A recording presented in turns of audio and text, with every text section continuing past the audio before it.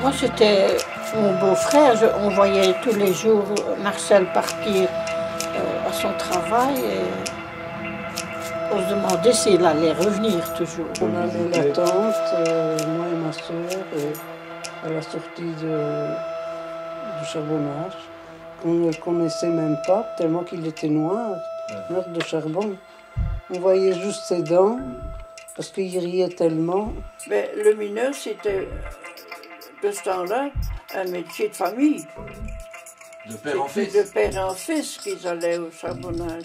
En général, ce sont des personnes qui avaient de la famille, qui avaient travaillé dans la mine, soit le père, un frère, et puis vous savez, les histoires de mineurs, ça se racontait à la soirée, on n'avait pas de comment.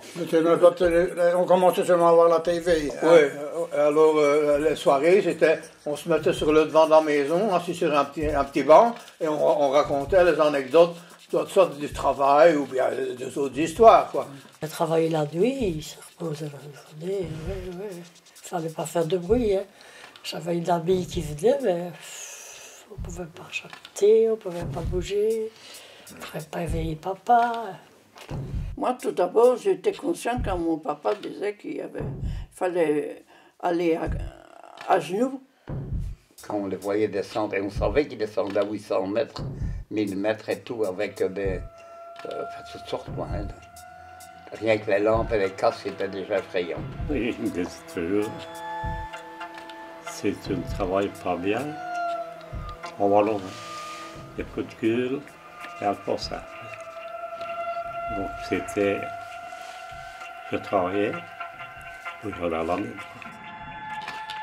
Témoignage de Monsieur Spadavecchia.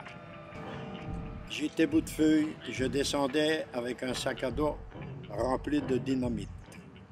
Je plaçais les charges d'explosifs. Travaillais avec le bouveleur. Avant de miner, il fallait constater le gaz avec la lampe. On mangeait avec les souris et les rats, et les pieds dans l'eau.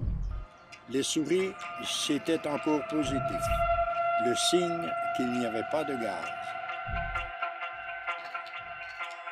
Ceux qui étaient dans ce qu'on appelait le bouillou à ce moment-là, dans les veines, mais quand ils avaient fait leur compte d'arracher le charbon, leur compte et tout, ils pouvaient se reposer une demi-heure ou une heure. Aller à l'oxygène, quoi. Et quand les Italiens sont arrivés en Belgique, on a pu garder ses fils en famille. Ils n'ont plus été au charbonnage. Ils ont pu aller travailler à lui à ce moment-là.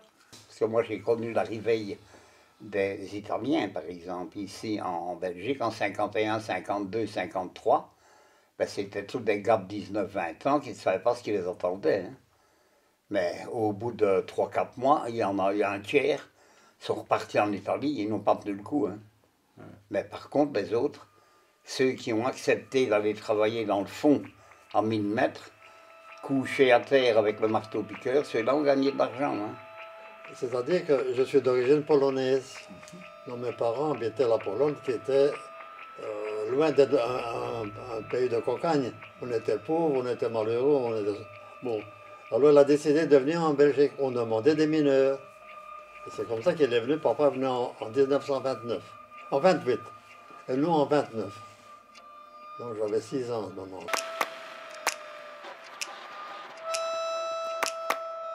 La maman de mon mari, qui, elle, travaillait sur la cour du charbonnage. Elle était dans des wagons, elle arrangeait les briquettes. Les briquettes.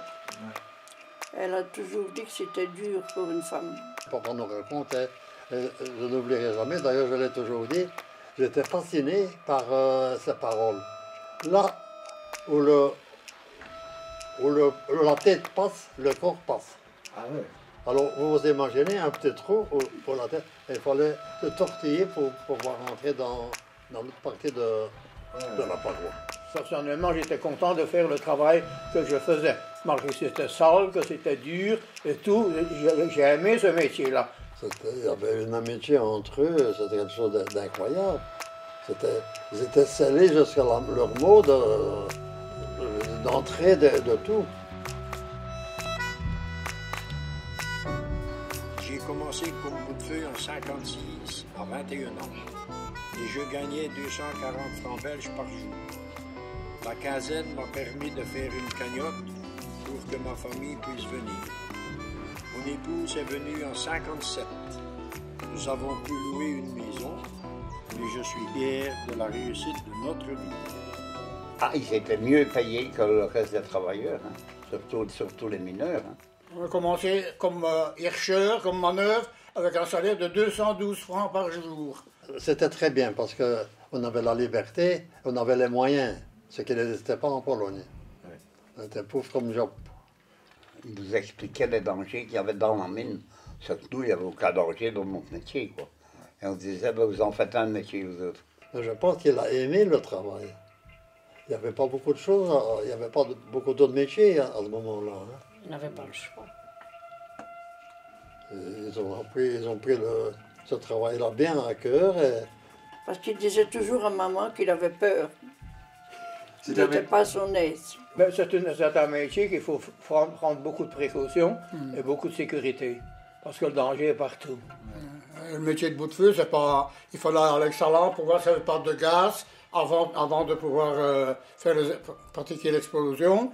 On avait des lampes à huile, et suivant la flamme, ça vous disait s'il y avait un pourcentage trop exagéré de gaz. À ce moment-là, on ne pouvait pas. Il fallait attendre, il fallait aérer la galerie avant de pouvoir mener et tout ça. On avait deux lampes, on avait une lampe électrique et une lampe à huile, chaque bout de feu. Et avant l'électricité pour contrôler le gaz qu'il y avait dans les galeries avant la mise à feu. Le danger, s'en fichait, travailler. C'était travailler, toujours travailler. Ils s'en fichaient des blessés. Et c'était le travail à part. Mais on ne regarde pas le danger, hein, à ce moment-là. C'est voilé. Hein.